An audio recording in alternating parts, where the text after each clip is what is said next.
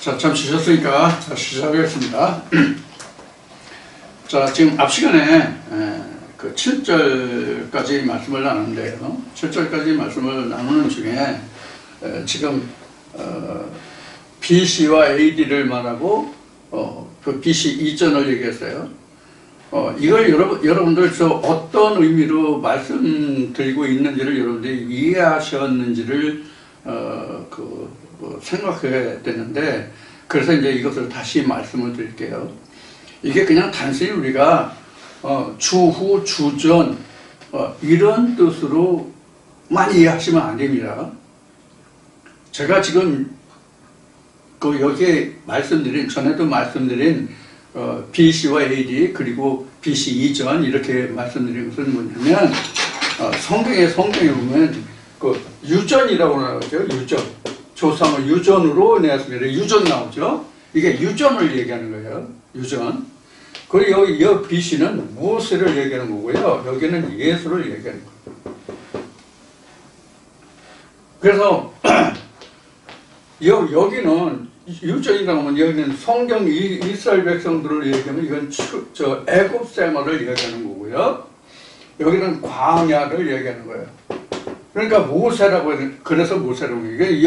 여기는 뭐냐면, 여기는 구전율법, 조상의 그 입과 입으로 전해지는 구전율법이라는 뜻의 그런 의미예요. 그래서 구전율법이에요. 그러니까 구전율법이에요. 성경에서 그 구전율법이라는 것은 모세 이전까지가 구전율법이죠. 모세 이전까지 율법이고요. 그 다음에 이제 모세부터는 성문율법이에요. 성문율법. 그래서 이게 이제 돌판이 된 거죠. 돌판이 된 거죠. 여기서는 뭐예요? 돌판을 인해서 성막 또는 성전 이렇게 얘기하잖아요. 근데 이 성막성전은 눈에 보이는 성막과 성전이잖아요. 그런데 AD라고 하는 것은 영적 성전이에요. 영적 성전. 그래서 예수가 이 성전 헐어라 그랬잖아요. 이 성전을 헐어라, 이 뜻이 지금 말라기 말씀이란 말이에요. 그런 의미예요. 이 말라기 말씀이 오지 않으면 AD가 시작이 안 된다고, 신약이 시작이 안 된다고. 우리가 신약의 시대를, 누구든지 지금 신약의 시대를 살고 있지만 성경적으로는 지금 신약의 시대를 이룰 수가 없다고. 지금 신약이라고 얘기하는, 신약의 말씀을 증거한다고 하는 저도 어떤 말씀은 신약에 이르렀지만 어떤 말씀은 아직도 구약이라고요. 여러분들도 마찬가지고 저도 마찬가지예요. 그러면 오늘날 마찬가지면 전에도 마찬가지고요. 장차도 마찬가지라는 얘기예요. 누구든지 다 성경을 완전히 다 신약으로 이룰 수는 없어요. 이거를 여러분들이 명심하시라고. 그래서 내가 지금 교회에 다닌다고 할지라도 말라기가 오지 않으면 어디서부터 세움을 받지 못하느냐면, 여기 모세의 율법, 성문율법부터 세움을 받지 못해요. 성문율법이 세워지지 않는데 어떻게 AD 예수 그리스도의 시대가 올 수 있느냐고. 그런 의미에서 이전 BC AD를 말씀드리고 있는 거예요. 그러니까 내가 교회에 출석한다 할지라도 내게 하나님의 완전한 성문율법이 이루어지지 않으면 BC 이전이라고. 아직 하나님께 들어와서 하나님의 율법도 세워지지 않은 단계라고. 이거 굉장히 이게 두려운 얘기라고. 우리가 교회 다니는 사람들에게는 이게 BC 이전이라고 하는 얘기는 내가 교회 다니나 교회 안 다니나 똑같다는 얘기예요. 이런 생각들을 해보신 적이 있냐고. 교회 다니실 때 저도 못했고 여러분들도 못했을 거예요. 하나님의 음성을 듣고 나니까 이게 구별이 되는 거야. 아, 이래서 시대가 이렇게 됐구나. 성경이 이렇게 말씀하고 계시는 거를 이제서야 보게 된 거야. 하나님이 보여주시니까.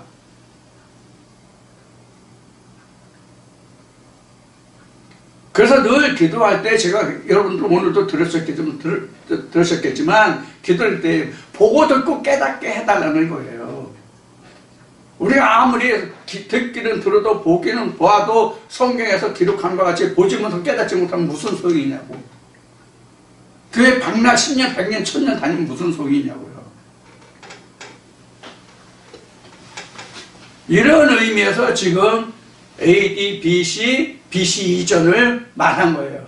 이게 지금 이게 교회 모습이잖아요. 이게 교회 모습. 이게 다 교회라고. 이게 BC 이전도 교회고 BC도 교회가 AD도 교회라고.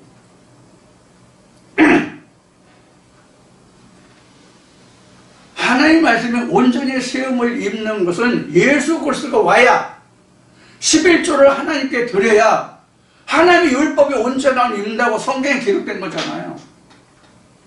내가 율법을 폐하려 온 것이 아니라 율법을 온전히 하렸다고 얘기했잖아요, 예수가. 그런 의미로 지금 이걸 이야기한 거예요. 그냥 무턱대고 이렇다라고 얘기한 게 아니라고. 여러분, 이제 혹시나 해서 다시 풀어서 말씀을 드렸어요.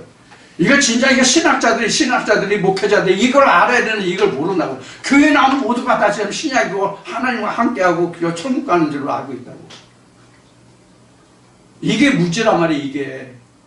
그러고도 이게 하나님을 섬기는 거라고. 하나님, 우리가 어떻게 하나님을 멸시했나니까, 경멸하였나니까, 우리가 어떻게 하나님을 이게 그런 말씀이에요, 지금. 그럼 말라기가 한 이 말씀을 깨닫는다고 하는 것은 이미 성령이 내게 임한 거야. 천국 복음을 가르쳐줄, 기억나고 생각나고 깨닫게 할 성령이 내게 임한 것이라고. 그렇다면 이 말라기 말씀이 여러분들에게 고주할 매주와 합을 이야기하고 또 이야기한다 할지라도 보기는 보아도 듣기는 들어도 보지 못하고 깨닫지 못하고 듣지 못하는 말씀과 똑같다고. 그러면 지금 6절에 기록된 말씀과 같이 이걸 누가 먼저 깨달아야 되느냐? 제사장들이 깨달으면 되잖아. 제사장들이 먼저 이걸 깨달아야만 그 백성들에게, 자기한테 와 있는 주의 백성들 주의 백성 이스라엘에게 하나님의 말씀이 이러이러하다라고 전하고 가르칠 거 아니야. 내가 모르는데 누구에게 가르치냐고. 70년대인가 80년대 김국환인가 누가 부른 타타타 노래 그 가사 말 같이 내가 나를 모르네 남들 너를 알겠냐 이렇게 된단 말이에요. 내가 모르는 것을 말할 수 있어요? 내가 먹어보지 아니한 음식을 이야기할 수 있어요? 그럼 기문지약이라고 그러죠. 기문지약 들은 붕어를. 자, 그래서 이제 7절까지를 말씀을 드렸고, 그 다음에 8절부터 만군의 여호와가 이르노라. 너희가 눈먼 희생으로 드리는 것이 어찌 악하지 아니하며, 저는 병든 것으로 드리는 것이 어찌 악하지 아니하냐. 이제 그것을 너희 총독에게 드려보라. 그가 너를 기뻐하겠느냐? 너를 간합하겠느냐? 이렇게 예를 들어서 설명할게요. 이거는 별도로 설명드릴 만한 것이 없죠. 사람에게, 보이는 사람에게도 저는 눈먼 것, 이러한 것으로 드려서 자기 상전에게 드리면, 총독에게 드리면 그 사람이 좋아하겠어요? 기뻐하겠어요? 좋은 거는 지가 다 가지고 찌끄러게 놔주는 거야? 이럴 거 아니에요. 그래서 우리는 이것을 한 선물이라고 예를 들어보자고. 선물도 손 아랫사람에게 줄지라도 그 사람에게 필요한 것, 그 사람이 좋아할 것을 우리가 가려서 주잖아요. 하물며 하나님께 드리는 것을 우리가 눈먼 것, 저는 것, 더러운 거로 할 수 있겠냐고. 바울 서신을 보면 이런 말씀이 나오죠. 앞에 더러운 떡에서 이제 좀 말씀을 드렸어야 되는데, 이제 지금 생각나서 말씀드리면, 이런 말씀이 있죠. 우리가 하나님께 떡을 드릴 때에, 뭐라고 되어 있더라. 바울 서신에 보면. 하나님께 떡을 드릴 때 자기가 하나님께 좋은 것을 드리지 나쁜 것을 드리지는 않잖아요. 여기서 지금 그런 것을 지금 우리가 이제 설명하고 있단 말이에요. 하나님은 성경에서 험과 티가 없는 것으로 온전하고 순전한 것으로 하나님께 드리라고 되어 있다고. 근데 이제 여기서 보면 더러운 떡, 그 다음에 눈먼 것, 저는 것, 병든 것, 이런 게 여기서 눈먼 것, 저는 것, 병든 것이라고 하는 것을 실제로 병들고, 다리 한쪽이 짧아서 저는 것, 이런 것을 얘기하는 게 아니에요. 신약에 오면 예수가 기목을도 고치고, 소경도 고치고, 장년도 고치고, 전륜마리도 고치고, 이렇게 나오잖아요. 이게 다 영적인 것을 이야기한다고. 실제로 2000년 전에 내가 그 자리에 없었기 때문에 내가 못 간 바가 아니기 때문에 딱 이런 것이다라고 못 박아서 이야기할 수는 없지만 실제로 문자 그대로 예수가 죽어서 4일 만에 무덤에 들어 썩어서 냄새나는 그 나사로를 살렸다고 하는 것도 실제로 살렸다 할지라도 하나님이 하시고자 하는 의도는 그 실제 죽은 자 그 육체를 살리고자 하심이 아니잖아. 만약에 하나님이 육체를 다시 살리고자 하셨다면 예수를 왜 십자가에 죽겠냐? 자, 예수는 우리를 위해서 죽으셨다 하니까 그렇다 치다 그 문자대로 그렇게 우리가 치부해보자고요. 치부하자고. 그러면 하나님이 우리 육신을 살리는 거고 육신의 복을 주시는 것이라고 한다면 죽어서 4일 만에 부활하게 하신 예수로부터 마르다와 마리아의 오라비 나사로는 오늘날 있어야 될 거 아니야. 하나님이 살리신 자는 영생하니까.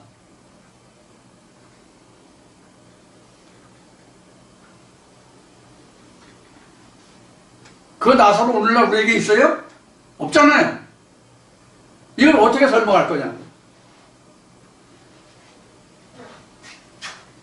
그래서 저는 것이라는 것은 온전히 서서 행하지 못하는 게 저는 거예요. 눈먼 것은 하나님을 바르게 보지 못하는 거예요. 모세는 보고 예수를 못 보면 이게 애는 짝는 막이잖아요. 소경이잖아요. 본다는 것은 우리가 모든 것을 우리가 학교 다닐 때 중학교 때 배우나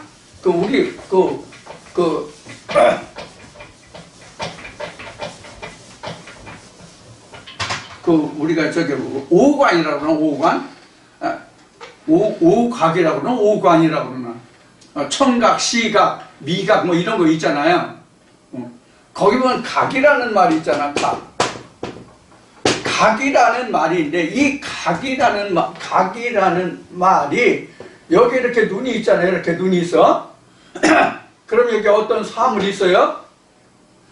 그럼 이 각이 형성되자면 이 사물의 정체가 실체가 확실하게 구분이 안 되잖아.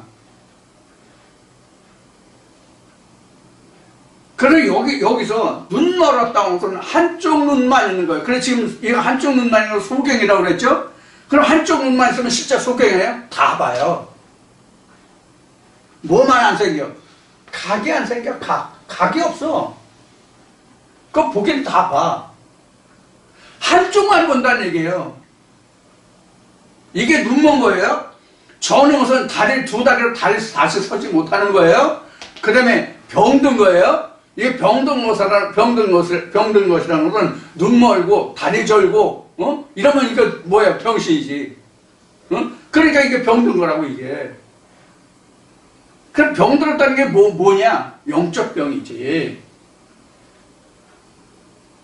2000년 전에 이러한 사람들을 예수가 고쳤다는 것은, 눈먼 자를 두 다리로 서게 하고, 죽어가는 자를 살리고, 눈먼 자를 또 기모고리를, 절름발이를 고쳤다고 하는 것은 바로 영적으로 바로 서고 보고 깨닫게 했다는 얘기거든. 깨닫는 데 얘기가 각이잖아, 깨달을 각자.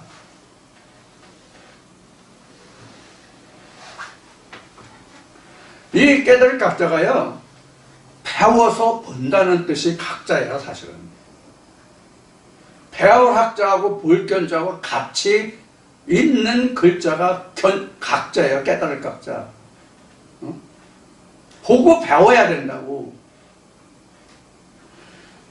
자, 그래서 이제 8절이 이제 그런 말씀으로 이제 되어 있는 거예요. 그럼 이것이 그럼 눈먼 것, 저는 것, 병든 것이 바로 뭐냐면 에도모의 성을 말하는 거예요. 세상적이라는 그런 얘기예요. 에돔은 가인은 세상적인 거잖아요. 하나님 받지 않으시는 거잖아요. 아무리 드릴지라도.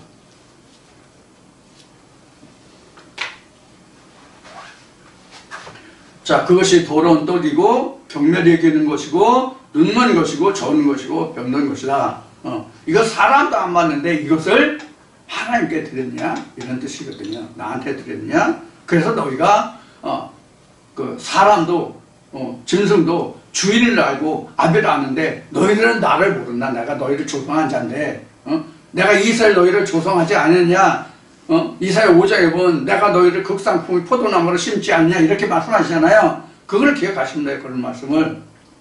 자, 그럼 9절로 넘어가 보겠습니다. 만군의 여호와가 이르노라 너희는 나 하나님께 은혜를 구하기를 우리를 긍휼히 여기소서 하여 보라. 너희가 이같이 행하였으니 내가 너희 중에 하나인들 받겠느냐? 이렇게 그 온전한 그 희생을 나한테 그 드리지 않고 나를 또 귀히 여기지도 않고 또 더러운 떡을 올리고 그러면서 우리를 긍휼히고 우리를 구하여달라고 하면 내가 너희를 받겠느냐 그런 얘기란 말이에요. 내가 너희를 받겠느냐? 너희 중 어느 한 놈이라도 받겠냐? 이런 것이거든요. 이게 뭐예요? 내가 아무리 이런 말씀이다. 너희가 뭐 부를지라도 나는 뭐 듣지 않으리라 이런 말씀이 있나요? 오늘 말씀에 있죠. 너희가 아무리 부르짖고 뭐 할지라도 내가 듣지 아니하겠다. 바로 이런 거란 말이에요. 지금 이들이 이렇게 예물을 드리고 뭐 하면서 우리가 어떻게 하나님을 경멸하겠느냐니까 어떻게 우리가 하나님을 업신여겼나니까 우리가 어떻게 하나님을 깨로 나가니까 우리가 어떻게 하나님을 섬기지 않았나니까 이러면서 우리에게 복 주시옵소서 영생을 주시옵소서 할지라도 내가 너희에게 아무리 그렇게 부르짖을지라도 내가 하나님들 너희가 받고 간합하겠냐 이런 얘기를 하시는 거잖아. 이게 어떻게 들립니까? 여러분들의 귀에는? 이 말씀을 지금 저와 함께 구절을 지금 함께 봤잖아요. 읽어봤잖아요. 그럼 이 말씀을 여러분들이 함께 봉독하면서 지금 들었는데 여러분들 마음이 어떻습니까? 어떤 마음이 듭니까?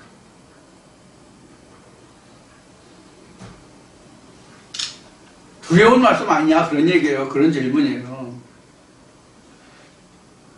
아무리 내가 재물을 드리고 뭐 한다 할지라도 너희가 온전한 것을 내게 온전한 것을 드리지 않으면 내가 너희가 아무리 부르짖어도 너희 다 안 받아. 안 받아 그런 얘기잖아요. 그럼 나와 하나님과는 뭐예요? 관계가 있다 없다? 없다. 그럼 두렵지. 그러나 너희가 주여 이름을 부른다 할지라도 아버지의 뜻대로 하지 않으면 아버지 나라 갈 수 없다는 얘기가 같잖아요. 이게 내 뜻과 내 뜻이 다르다는 얘기잖아요. 그것이 지금 9절에 이런 말씀이에요. 자, 10절 보시다. 만군의 여호와가 이르노라 너희가 내 단 위에 헛되이 불사르지 못하게 하기 위하여 너희 중에 성전 문 닫을 자가 있었으면 좋겠노라. 내가 너희를 기뻐하지 아니하며 너희 손으로 드리는 것을 받지도 아니하리라. 이 말씀은 어떻게 들려요? 여러분들 귀에는? 특히 목회자님들, 목사님들 귀에는 어떻게 들리십니까? 이 말씀을 보면 진짜 굉장히 지금 이게 두려운 말씀이에요. 이게 지금 앞에 말씀보다 더 훨씬 두려운 거죠. 차라리 성전문을 닫을 자가 있으면 좋겠대. 우리는 이렇게 생각할 거야. 아니, 하나님이 왜 성전문을 닫았으면 좋겠다고 말씀하실까? 교회가 부흥하면 좋은 것인데, 하나님께 좋은 것인데, 하나님의 백성이 많아지니까 좋은 것인데, 하나님 나라가 확장되니까 좋은 것인데, 왜 하나님은 성전문을 닫았으면 좋겠다고 말씀하시는가? 그럼 하나님은 하나님의 백성들이 멸망하기를 기뻐하시고 이를 원하시는가? 이를 반문을 해볼 수 있는 말씀이잖아요, 이 말씀이. 이 부분에서 우리는 하나님이 왜 심지어 성전을 닫을 자가 있으면 좋겠다고 말씀하시는 우리가 역으로 생각해 봐야 된단 말이에요. 이스라엘의 제사장들이 어떠하였으면 하나님이 이렇게까지 말씀하실까? 그럼 오늘날 나는 어떠한 목회를 하고 있는가? 나는 어떤 하나님 말씀을 어떻게 하나님 앞에 나가고 출입하고 있는가? 이게 중요한 거잖아요. 나는 과연 하나님께 온전한 더러운 떡이 아니라 거룩한 떡을 드리고 있는가? 앞에 진설병을 했는데 이 진설병이라는 게 거룩한 떡이잖아. 진짜 내가 거룩한 떡으로 하나님께 드려서 하나님이 내 기도를 들으시고 예수가 말한 것 같이 아버지 오늘도 내 말을 들으심을 감사하나이다 한 것 같이 이제도 내가 하나님께 기도드리는 기도를 하나님 기뻐 들으시고 응답해 주실 것인가 하는 것을 목회자들은 생각해야 될 거 아니야. 그래야 내게 주신 그 백성들이 나와 함께 하나님께 거룩함으로 나가고 나와 함께 그들도 하나님의 영생을 받고 하나님께 경배하고 예배할 수 있게 되는 것이잖아요. 그래서 제가 성경을 늘 말씀드릴 때 뭐 신학에서는 이것은 누가 썼고 어느 연대에 써졌고 누구한테 보낸 편지다라는 얘기를 가끔 했죠. 요사이도 많이 했죠.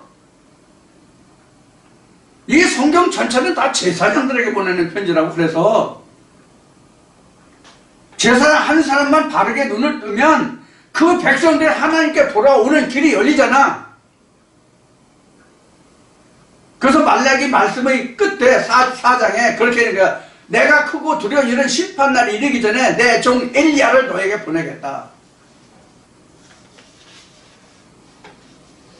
그게 11조라고. 엘리야가 11조를 가지고 우리에게 왔다고. 내 뒤에 오시는 이 11조를 가지고 왔다고. 엘리야가. 그 말의 뜻은 무엇이냐면 이 증거되는 말씀 중에 결과물로 남는 것이 예수 그리스도 11조란 얘기예요. 영이란 얘기예요. 예수 그리스도 영생이란 얘기예요. 근데 영생을 안 주고 11조는 주지도 않고 11조라고 하면서 헌물을 뺏어간다 해서 도둑질 했다는 뜻이에요. 그래서 이거 벌써 몇 번을 더 얘기할지 몰라 지금. 제사장들이 그래서 제사장들아 들어라는 얘기예요. 제사장들아 들어라. 제사장들이 누구예요? 목사들이잖아. 오늘날 목사들이잖아.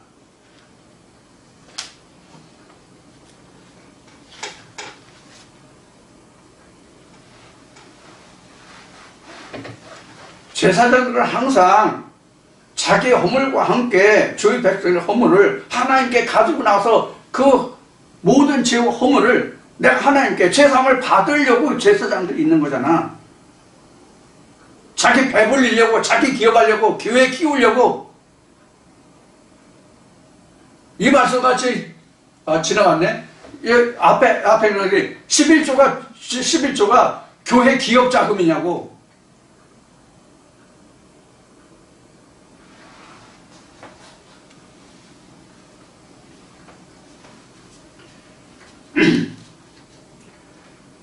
그래서 성전을 닫았으면 좋겠다. 저도 사실 이렇게 생각해요. 교회가 멸명해야 하나님이 산다. 저는 그렇게 생각하거든요.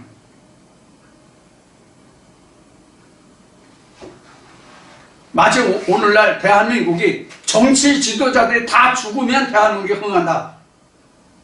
교회도 목회자들이 다 망하면 교회가 산다. 하나님이 산다. 그런 생각을 하는 거예요. 교회도 전에나 지금이나 장차나 목회자들이 하나님을 망치고 하나님 나라를 망치잖아요. 이 나라도 정치가들이 나라를 망치잖아요. 지금 똑같단 말이에요. 하나님 나라나 세상 나라나 앞에 말씀드려가지 어느 한 사람에 인해서 죄가 들어오고 어느 한 사람에 인해서 구원을 입는다는 말씀이 그래서 지금 하는 얘기예요. 사람이 늘어나고 교회가 커지는 게 그게 하나님 나라의 흥왕이 아니라고. 한 영혼일지라도 그 영혼이 온전한 하나님의 성전으로 세워지는 게 교회의 부흥이고 하나님이 원하시는 바라고. 지금 이 말씀이 그런 거예요. 그 교회가 문 닫아야 된다니까. 그래서 이제 뒤에 보면은 그 하나님이 이방 나라에서 하나님의 이름이 거룩하게 여김을 받는다라고 이제 성경이 기록할 정도야. 그래서 말라기를 통해서 하나님이 말씀하십니다. 자, 그 다음 이제 말씀을 11절 한번 봅시다. 만군의 여호와가 이르노라. 해 뜨는 곳에서부터 해 지는 곳까지의 이방 민족 중에서 내 이름이 크게 될 것이라. 각 처에서 내 이름을 위하여 분향하며 깨끗한 제물을 드리리니 이는 내 이름이 이방 민족 중에서 크게 될 것이니라. 이 말씀의 설명은 뭐 많은 말씀을 설명할 필요가 없어. 한 예를 들어서 말하면 예수 때에 예수를 두고 한 말이 내 아들을 이방에서 불렀다, 이방에서 택하였다는 말씀을 여러분 생각하시면 돼요. 이게 굉장히 두려운 말씀이에요. 앞에 두려운 말씀이라는 것을 벌써 세 번째 얘기하는데, 왜 두려운 말씀이라고 하냐면 이스라엘이라고 하는 중에는 하나님의 백성이 없다는 뜻이잖아. 지금 이 말씀 중에서. 응? 왜 없어요? 하나님의 성을 허물었는데, 앞에 여리고성 얘기했죠? 하나님이 그 성을 허물었는데 사람들이 뭐라 그래요? 우리는 다시 세우리라 그러잖아. 하나님 허물어 보세요. 내가 다시 세울 테니까. 이런 뜻이잖아요. 그러고도 살기를 원한다고? 그 중에서 하나님의 백성이 있다고? 목회자들이 그래서 잘 들으라는 얘기예요. 그래서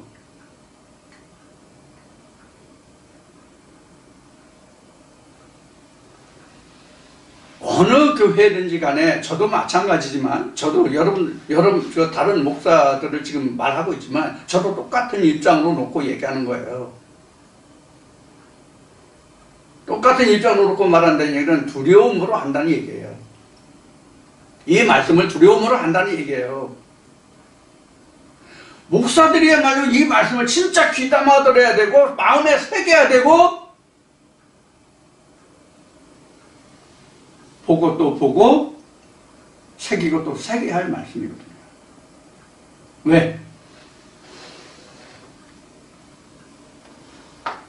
에레미야인가 에스겔인가 어느 말씀이 있듯이 그 핏값을 너한테 찾으리라고 말씀하시고 계시거든요. 하나님은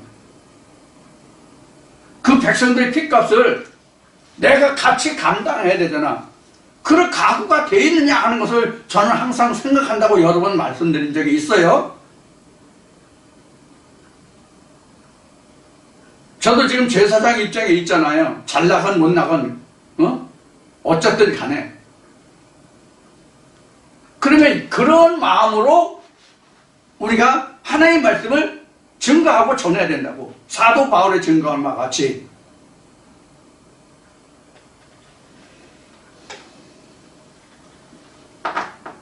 매일 죽는다는 마음으로, 사도 바울이 증거하죠. 매일 죽는다는 마음으로, 진짜 내가 매일 십자가 지고 십자가 때 죽는다는 마음으로 내가 살았다는 생각, 하나님의 상급받을 생각하지 말고 내가 죽었다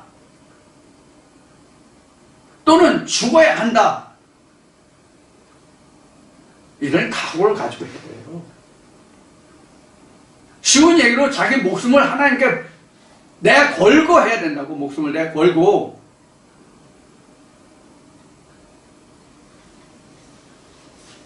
물장구 치고 상석에 앉기를 좋아하며 문안 맞기를 좋아하며 이런 생각하지 말고. 이게 목회자들이 그래서 중요한 거란 말이에요. 그래서 저도 지금 이렇게 신학대와 목회자들을 통해서 향해서 말하고 있지만 지금 말씀드린 바와 같이 저를 향해서 제 자신을 위해서 향해서 하는 말이기도 하다는 것을 여러분들에게 분명하게 입장을 밝힙니다. 똑같은 입장이잖아요.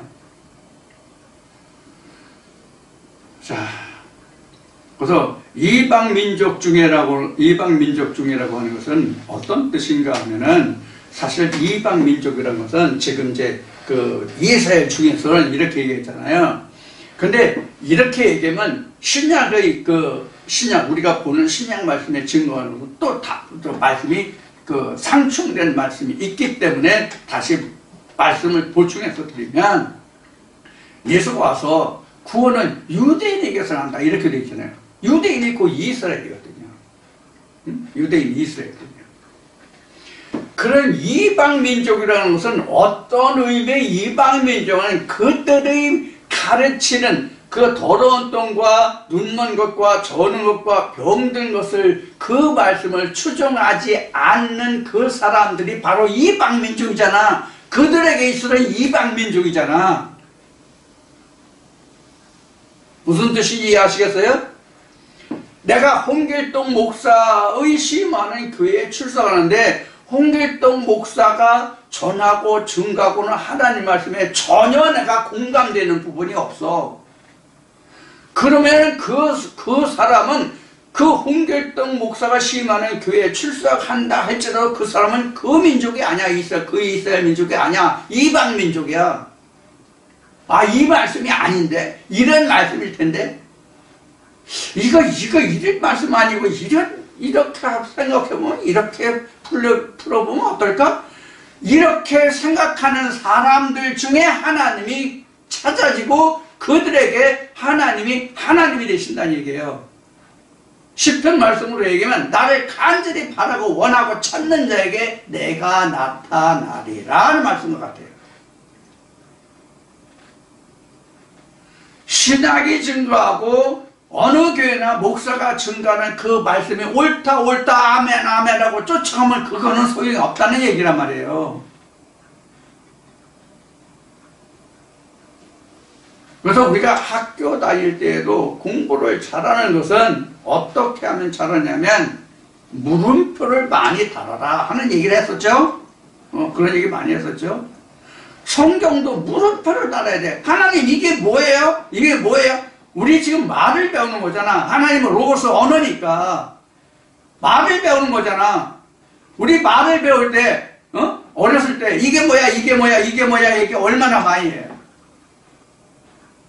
애미애비가 귀가 따가울 정도로 짜증날 정도로 이게 뭐야 한단 말이야. 우리도 하나님 말씀에 대해서 배우는 입장이고 학생이니까 초등학문을 배우는 학생이니까 이게 뭐야 라고 물음표를 달아야 된다고. 모두가 다. 특히 제사장들은. 그래야 내가 전할 거 아니야. 내가 알지 못하면 뭘 전할 거예요? 그러니까 자기 것으로 여기서도 조금 저기서 조금 경계를 교훈에 교훈을 더한다고 이사야 선지자를 통해서 이스라엘 제사장들에게 말씀하고 계신 거라고.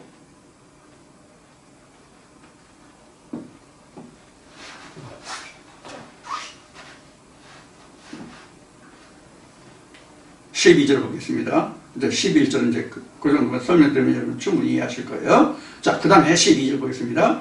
그러나 너희는 말하기를 여호와의 상은 더러웠고 그 위에 있는 실과 곧 식물은 격렬히 여길 것이라. 하여 내 이름을 더럽히는도다. 만군의 여호와가 이르노라. 너희가 또 말하기를 이 일이 얼마나 번패스러운고 하며 코웃음하고 토색한 물건과 저는 것 병든 것을 가져왔느니라. 너희가 이같이 헌물을 가져오니 내가 그것을 너희 손에서 받겠느냐? 여호와의 말이니라. 여기서 지금 헌물이 나왔잖아요. 헌물이 지금 1장 13절인데 13절에 헌물 나왔고 2장 13절에도 헌물이 나와요. 이걸 앞 시간에 말씀드린 것이 이 헌물이 여기에서는 민하예요. 민하. 말라기 3장에서는 테르마나 마세로 틀립니다. 여기서는 민하라고 나옵니다. 이 민하라는 말은 분배물이에요. 그냥 분배물. 이 앞에 설명한 만군의 여호와가 말하 너희가 말하기를 물건 토색한 물건과 저는 것 병든 이거 앞에 나왔죠. 저는 것 병든 것 이건 토색이 좀 다른데 토색은 쉬운 예로 쥐어짜서 나온 게 토색이죠.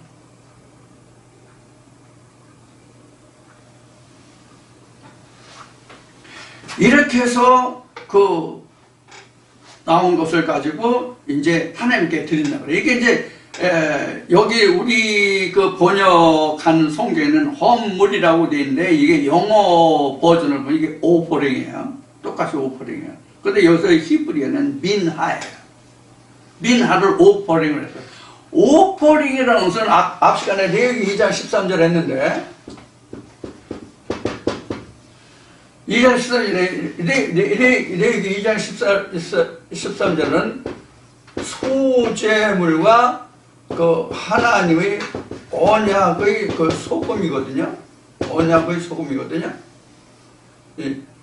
소재물과 언약의 소금이 함께 있어야 온전한 11조가 된다라고 앞에 말씀드렸잖아요. 그럼 이 소재물이 바로 뭐냐면 오퍼링이야. 이게 미나라고. 이게 미나 오퍼링. 그러니까 분배물이야. 이스라엘 백성들이 가나안 땅에 들어가서 하나님이 각 지파별로 인수별로 해서 지경을 분배해 줬잖아요. 거기서 나온 것이 10개를 받았다면 그 중에서 하나가 바로 분배되었기 때문에 이게 분배물이야. 그러나 하나님의 말씀은 율법이든지 진리든지 어느 한 부분을 떼어낼 수 있는 게 아니야. 하나님은 모세든지 예수든지 어느 한 부분만 떼낼 수 없는 거야. 이건 민하가 안 돼. 오퍼링이 될 수 없다고.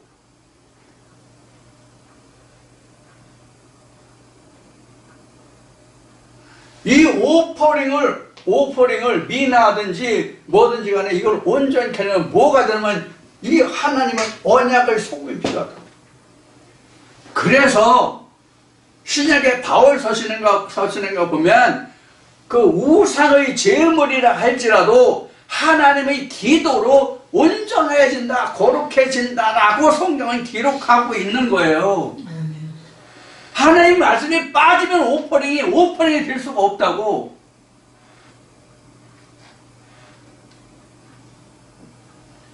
그래서 우리는 11조를 말라기에서만 11조를 찾는데 또 신명기 말씀에서 3년에는 11조라고 제1의 11조, 제2의 11조로 해서 어쩌고 저쩌고 얘기를 하는데 그거 아니라고 11조를 레위기 2장 13절에 이미 기록되어 있다고. 이미 말씀을 드렸듯이 신명기는 이 세대가 가나안 땅에 들어가서 해야 할 일들이야. 그런 의미에서 오늘날 모든 교회에서 신학으로 가르치고 증거하고 전하는 하나님의 말씀에서는 11조가 없어. 있을 수가 없어. 왜? 가나안 땅 주었어? 오늘날로 얘기하면 예수가 말한 거라면 각자에게 성전을 지을 수 있는 성전 재료의 말씀을 주었냐고. 예수의 피와 살을 주었냐고. 하늘에서 내리는 만나를 주었냐고 묻는 거예요. 지금 목회자들한테. 신학의 가르침으로 증거해줬지. 하나님이 주시는 11조를 줬냐고. 예수를 줬냐고. 그래서 그들로 하나님의 성전을 이루게 했냐고. 성전을 지었냐고. 저 가나안 복지를 줬냐고. 에덴 동산을 짓게 해줬냐고. 나나 여러분이나 목회자들은 다 똑같이 한번 자기 양심의 소를 한번 생각해보라고. 뭐가 하나님의 성전인가? 뭐가 예수 그리스도인가? 무엇이 영생인가? 생각해보라고.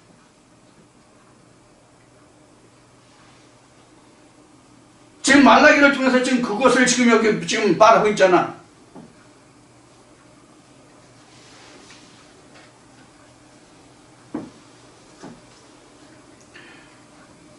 자, 그래서 이제 13절에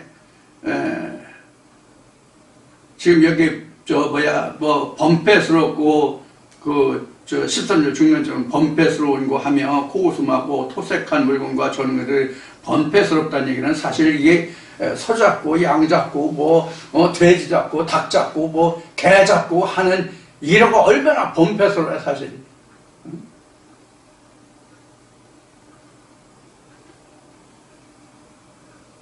사실 이때 당시에 그러니까 구약시대 때에 그 성전에 나가려면 제사장들 앞에 실제 그 소재물을 다 가지고 와야 됐잖아요. 그래서 자기가 거리가 성전까지 거리가 벌어서 그런 경우에는 자기가 그걸 팔아서 돈을 가지고 가서 자기가 원하는 물건을 사서 제사장에 내고. 그럼 제사장은 그걸 드리는 게 아니잖아요. 그걸 그냥 드리는 게 아니잖아요. 예를 들어 내가 소를 끌고 가서 양을 끌고 가서 염소를 끌고 가서 그럼 그거 그냥 드리는 게 아니잖아. 잡아야 되잖아. 그냥 잡기만 하나? 가죽을 벗겨야지, 각을 떠야지, 피는 단에 발라야지, 내장은 불살라야지. 얼마나 범패스러워. 그렇게 여기 한 거예요. 그러니까 절차가 복잡하다는 얘기겠지. 범패스럽다는 얘기는. 응? 그러니까 이제 하나님께 드리는 것이 점점 퇴색해 간 거야. 그러니까 이스라엘 제사장들이 하나님께 드리는 것이 형식에 지워졌다고 할까. 이제 그런 것이 이제 이 말씀에서 눈에 보이는 거예요.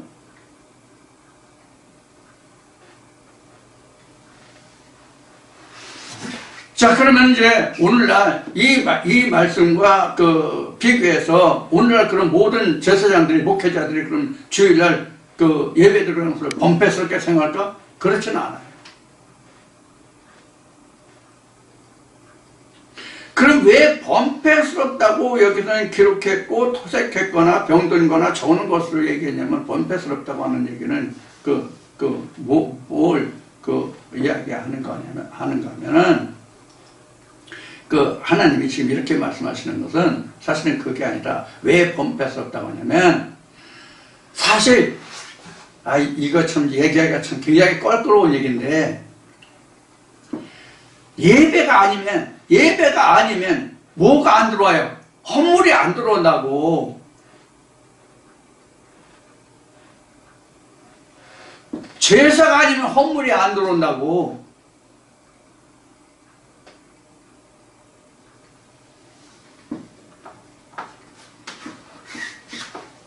지금 제사라는 얘기가 나왔잖아요.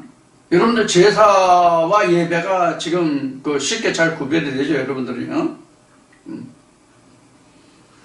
제사와 예배는 어떤 것이냐면, 제사는 반드시 헌물이 있어야 제사가 되는 거예요. 헌물이 없으면 제사가 안 돼요.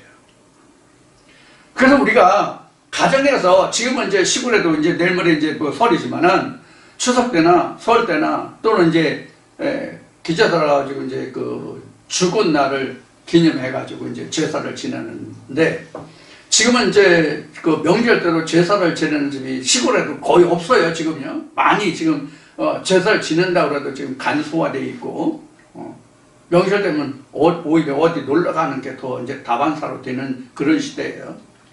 그래서 제 어렸을 때를 비교하면 제사는 반드시 상이 차려져 먹을 게. 이게 오포랭이야, 민하야, 이게.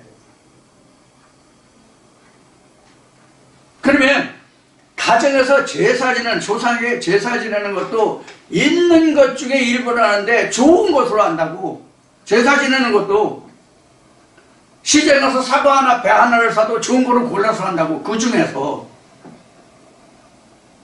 그런 의미에서 하나님께 드리는 험과 티가 없는 것이 내가 봐서 가장 좋은 것, 험과 티가 없는 것이지 하나님이 보시기에 험과 티가 없는 것이다라는 얘기를 그래서 한 거예요. 이 세상에 나는 생산되는 것 중에 좋은 것 중에 하나잖아. 일부잖아.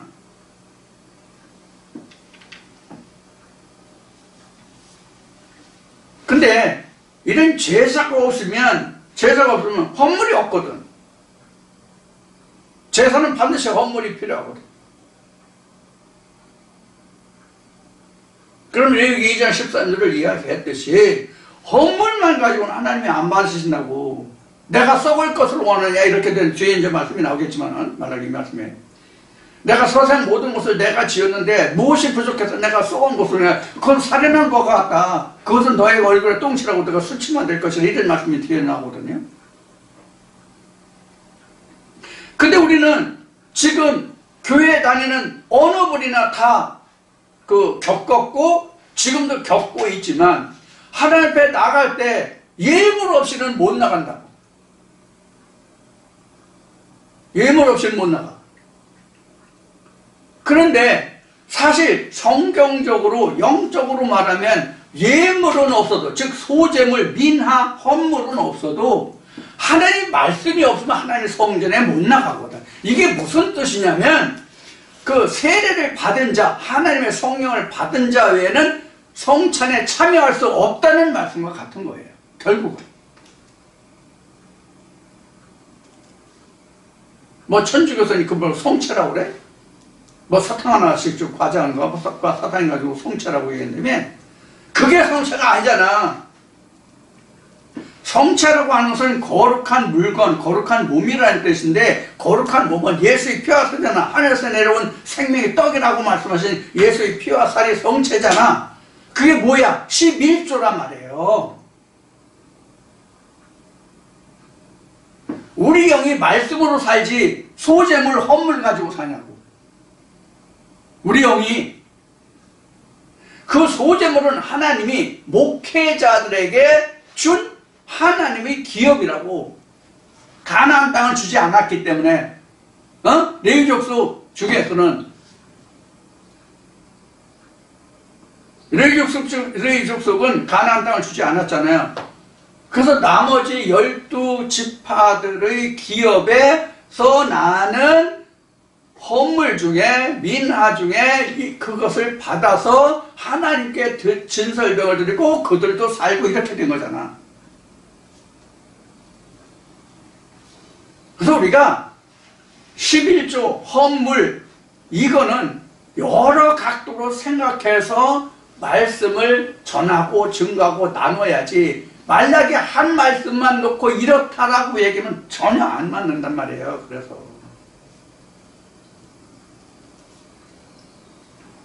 앞에서 말씀드렸고 지난번에도 말씀을 드렸듯이 11조를 낼 수 있는 것은 가나안 땅에 들어갔을 때 얘기잖아.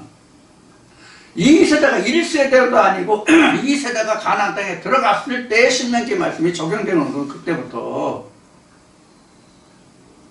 이게 창세기로 말하면 에덴 동산에 들어갔을 때 얘기란 말이에요. 가나안 땅에 들어갔을 때라는 것은 가나안 땅에 들어가서도 여리고성을 함락시키고 가나안 본토 족속을 멸하고 가나안 땅이 내 땅이 되었을 때에 하나님께 드릴 뭐가 나와? 헌물이 나온다고.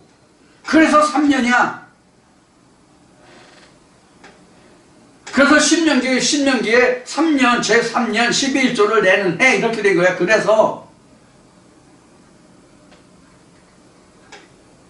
첫날 여리고성을 함락시키고 둘째 날 가나안 땅 본토 족속을 멸하고 그 땅에 심어서 나는 해가 3년이라고. 그래서 3년에 11조야.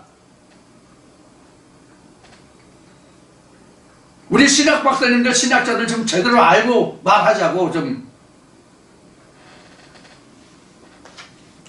하나님을 알고 영생을 얻고 하나님을 알고 참된 길을 걷고자 하는 그들에게 헛된 것을 심지 말고 괴사를 부리지 말고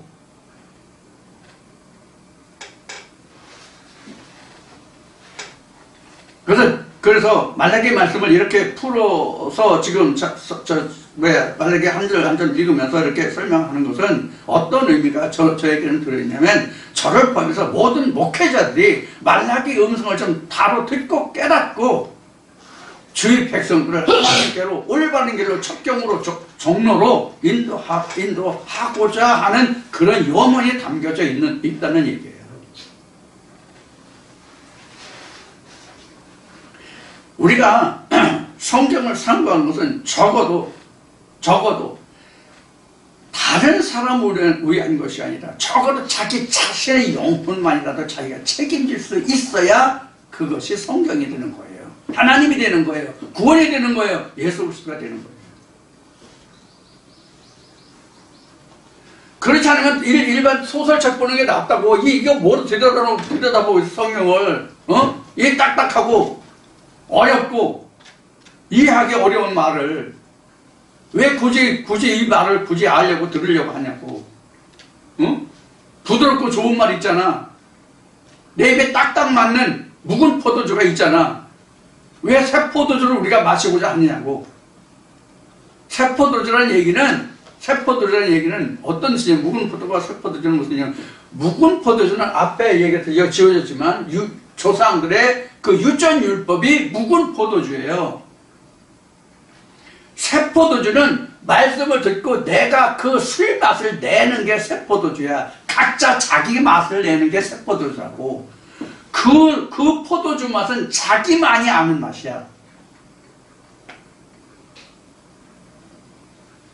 그러니까 목회자들이 전하는 말씀은 묵은 포도주가 되면 안 된다는 얘기예요. 새 포도주를 주라는 얘기예요. 새 포도주. 그래서 각자가 다 포도주를 만드는 자가 되게 해야 되는 것이 목회자의 덕목이에요. 맛을 낸 것은, 이미 맛을 내서 숙성시킨 것은 내 포도주지 상대방이 듣는 사람들의 포도주가 아니라고. 이게 묵은 포도주와 새 포도주예요. 그러니까 목회자들은 포도주를 담궈올 수 있는 재료만, 방법만 전해주면 되는 거야. 이게 무슨 뜻인가 하면, 목회자가 자기 교회에 나오는 그 영혼들을 목회자가 천국을 가는 게 아니라 말씀이 인도해 가는 거야. 각자에게 있는 말씀이 인도해 가는 거라고. 목사가 천국을 보내주는 게 아니라고. 이게 엘리야와 예수의 상관관계라고.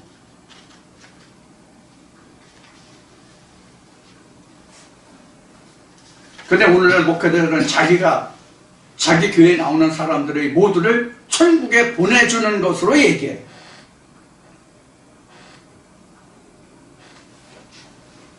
앞에 히브리서 말씀을 인용할 때에 그 인자를 모독하는 것과 성령을 모독하는 것을 얘기했잖아요. 그래서 목사들에 대해서 뭐 어쩌고 저쩌고 하면은, 하나님을 종을 뭐 어쩐다고, 기름 말린 종을 어쩐다고 해서 당신은 뭐 지옥 갈 거야, 천국 갈 거야, 벌 받을 거야, 죄 받을 거야, 뭐 할 거야, 이러잖아요. 아니에요. 히브리 말씀에 기록된 것이 인자를 모독하는 것은 얼마든지 괜찮아요. 다시 돌이켜 회개하면 돼요. 그러나 성령을 모독하는 건 안 돼요. 이건 이제 나중에 좀 말씀을 드릴게요. 자, 14절 말씀 보겠습니다. 14절 말씀은 때 가운데 수컷이 있거늘 그 서원하는 일에 흠이 있는 것으로 사취하여 내게 이 드리는 자는 저주를 받으리니 나는 큰 임금이요 내 이름은 열방 중에서 두려워하는 것이 됨이니라. 만군의 여호와의 말이니라. 이렇게 여기서 여러분들에게 설명드릴 것이 이렇게 수컷이에요. 수컷. 그럼 앞에 지금 이제 14절 말씀인데, 그럼 13절까지는 그럼 다 암컷으로 됐다는 얘기냐? 이런 말이 나오잖아요. 그런 반문을 해볼 수 있잖아요. 여기 수컷이 있거늘 너희 때 가운데 수컷이 있거늘 그 소원하는 일에 험이 있는 것으로 사기하여. 그러면 수컷이 있는데 수컷이 아닌 것이 험이 있는 것이라는 얘기가 되잖아요. 이 말씀에. 그럼 왜 수컷은 그 험이 없는 것이 되고 수컷이 아닌 것은 험이 있는 것이 되느냐? 이것을 우리가 봐야 되잖아요. 신학 박사님들, 이게 무슨 뜻이에요? 때 가운데, 때 중이죠. 그러니까 때 가운데 수컷이 있거늘, 이게 무슨 말일까요? 신학 박사님들, 목사님들, 이게 무슨 말이에요?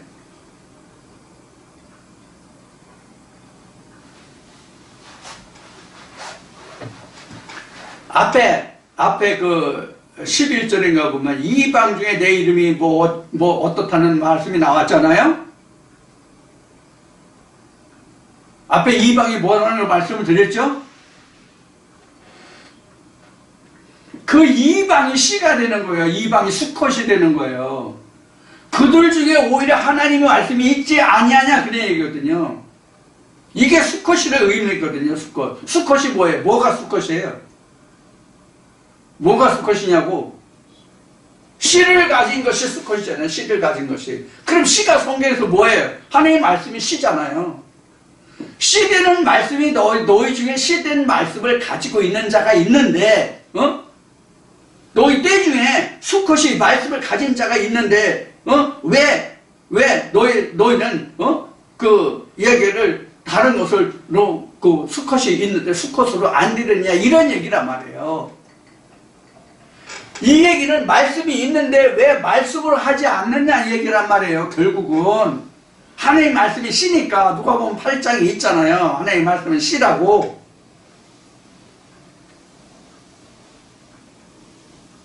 그러니까 씨 없는 것을 들은 게 저는 것, 눈먼 것, 병든 것, 더러운 떡 이렇게 된 거야. 그러니까 씨가 없는 말씀, 다른 말씀은 비 없는 구름이란 말이에요.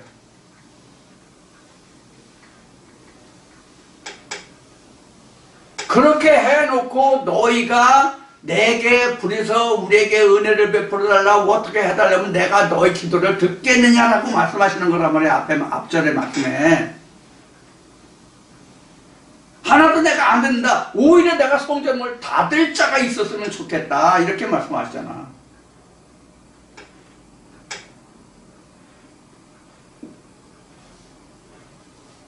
성전문 닫으면 어떻게 돼? 난리 나왔지. 왜? 허물 미나가 안 들어오니까.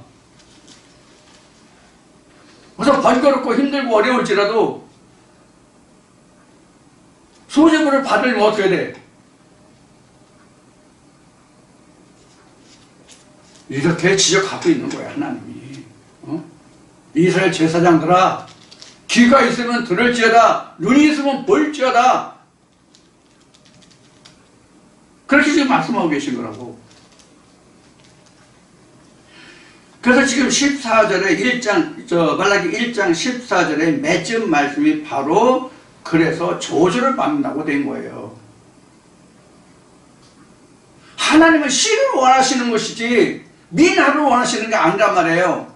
이 씨가 그래서 뒤에 11조가 된 거예요. 3장에. 2장에서는 거룩한 씨가 나오고 거룩한 자손 그 씨를 보려 함이라는 말씀이 나오고 2장에. 그래서 어느 말씀이든지 어느 성경 어느 말씀이든지 간에 시장에서는 그 끝이 일관되게 성경이 기록되어 있는 것이지 1장 다르고 2장 다르고 3장 다르고 하지 않다고. 성경이 창세기 다르고 요한계시록 다르고 그렇지 않다고. 말씀이 다 일목요연하게 똑같이 관통된다고. 모든 성경 말씀이 창세기에서부터 요한계시록까지 모든 말씀에 다 관통이 된다고. 그래서 우리는 관주한다라고 얘기한 거예요. 구수를 꿰다.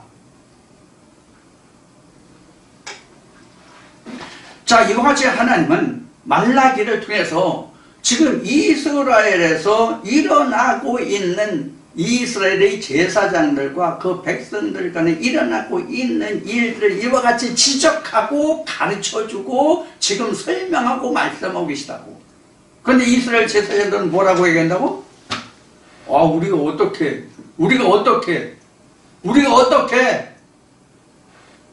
이제 이게 뒤에서 또 나와요. 이제 이런 말씀이. 다른 말씀에도 너희가 돌아오려거든 내게로 돌아오려니까 우리가 어떻게 하나님께 돌아갑니까? 우리가 하나님과 함께 하는데 어떻게 또 하나님께 돌아갑니까? 이런 식으로 반문하잖아. 이스라엘 제사장들이. 이게 무슨 뜻인지를 알아야지.